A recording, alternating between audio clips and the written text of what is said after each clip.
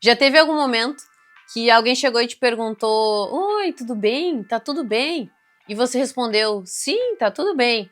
Mas assim, R$0 na conta, 0 na agenda, 0 na esperança. A Bíblia nos conta a história de uma mulher que passou por uma situação parecida, mas teve a coragem de falar a verdade e viveu um grande milagre. Se você quer descobrir um pouco mais, fica com a gente até o final. Aproveita e já curte aqui esse vídeo, comenta, compartilha para alguém que precisa ouvir, que você acha que vai valer a pena, já dá uma olhada nos nossos outros vídeos do canal. E se você ainda não é inscrito, já aproveita e se inscreve também. Lá no livro de 2 Reis, a Bíblia nos fala a história de uma mulher que parecia que estava acontecendo tudo de errado, tudo de horrível com ela. Para começar, o próprio povo de Israel estava assim, virado de cabeça para baixo. Jeroboão, que era o rei, estava vivendo uma fase muito idólatra. O povo estava vivendo uma idolatria fenomenal. Pior do que na época lá do bezerro de ouro com Moisés. Eles estavam com vários bezerros de ouro, digamos assim. O povo estava adorando muitos ídolos. Mas existia um grupo que ainda acreditava em Deus, adorava a Deus, obedecia, os filhos dos profetas. Um dos homens que fazia parte desse grupo havia morrido e tinha deixado a sua mulher viúva. 2 Reis 4:1 diz assim: Uma das mulheres dos filhos dos profetas clamou a Eliseu, dizendo: Teu servo, meu marido, é morto, e tu sabes que o teu servo temia o Senhor. E o credor veio para tomar meus 2 filhos por servos. Ela estava sem marido, sem renda, sem dignidade social, com uma dívida enorme e ainda o dono dessa dívida queria levar os 2 filhos dela como escravos por troca dessa dívida. Ela vai até Eliseu e ele faz uma pergunta para ela: que tens em casa? É quase tipo quando a gente pensa: ai meu Deus, tô cansada, não sei mais o que fazer, vontade de desistir de tudo. Aí tu lembra que tudo do que se a gente não tem nada. Posso jogar tudo pro alto? Tudo o quê? Ó você jogando suas coisas pro alto. Não volta nada, porque não tem nada. Ela tava mais ou menos isso, ela não tinha nem do que desistir, que tava sem nada, sem um tostão. E ela respondeu para Eliseu, talvez uma das frases mais bonitas da Bíblia: Tua serva não tem nada em casa, senão uma botija de azeite. Repara no movimento. Primeiro ela fala: não tenho nada. Depois corrige: bom, quer dizer, eu tenho um pouquinho de azeite, que tá até no final já, tem uma sobrinha. E Eliseu não diz para ela: não, o que você tem é muito pouco, vai e volta depois, ou já era para ti, acabou. É só isso, não tem mais jeito, acabou. Eliseu escuta a voz de Deus e trabalha com o que ela tem. Uma maneira clássica de Deus de sempre utilizar o que nós temos no nosso inventário.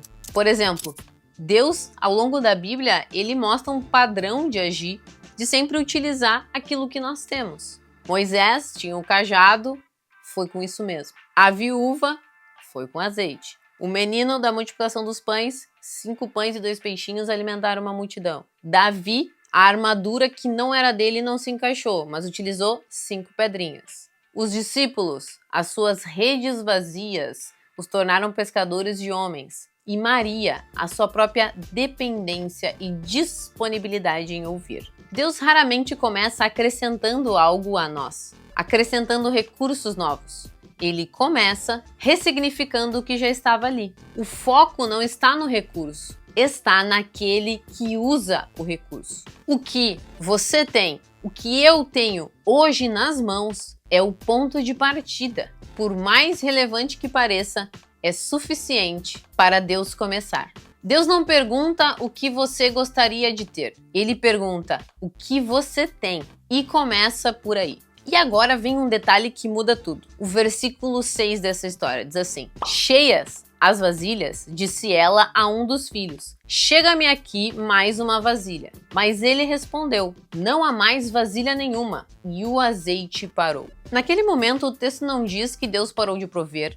Eliseu não dá um fim e encerra aquele milagre. O azeite simplesmente cessou quando não havia mais vasilhas vazias. Quando não havia mais espaço para receber. A provisão de Deus foi exatamente proporcional à necessidade daquela família. Não faltou, não sobrou de forma supérflua. Lá em Apocalipse, a Bíblia nos conta, e nos fala sobre a igreja Laodiceia. Quando ela acabava naquele debate dizendo: sou rico e abastado, e não preciso de coisa alguma. Deus responde. Nem sabe que tu és infeliz, pobre, cego e nu. O diagnóstico espiritual de Laodiceia é exatamente o oposto, de não reconhecer o próprio vazio. A viúva não tinha essa ilusão. Ela sabia que precisava ser socorrida. E somente quem sabe que precisa é capaz de receber. O azeite não parou porque Deus deixou de prover. Parou porque acabaram as vasilhas. Quantas vasilhas você trouxe hoje? É interessante a gente olhar para o próprio significado do nome Jesus, que aponta para Yeshua,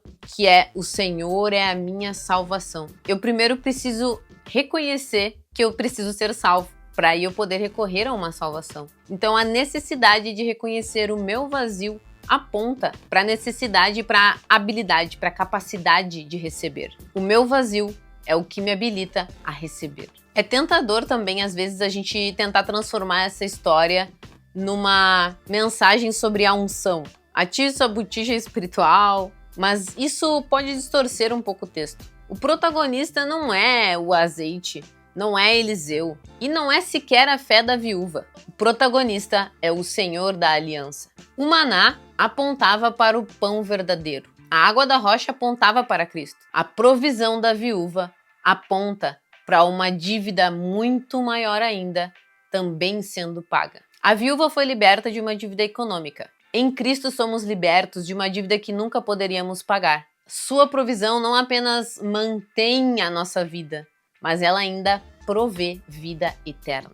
E dentro disso, então, existe uma pergunta que marca. A pergunta que eu te faço hoje: o que tens em casa? Não o que você gostaria de ter, não o que você acha que precisa ter para Deus te usar, o que você tem agora. A viúva não foi socorrida por ter muita fé, por ter muito recurso ou muita espiritualidade. Foi socorrida porque o Deus da aliança é fiel. E esse Deus continua sendo o mesmo até os dias de hoje. Reconhecer o seu vazio nunca foi o fim. Reconhecer o nosso próprio vazio nunca foi o fim da história. Sempre foi o começo, o lugar de onde Deus começa.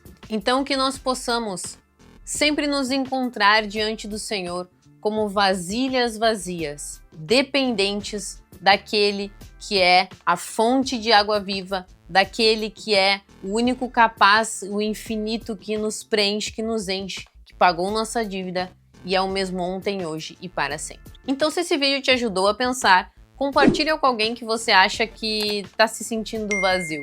Muito provavelmente seja exatamente essa pessoa que Deus está querendo usar. Muito obrigada por ter ficado com a gente aqui e até a próxima.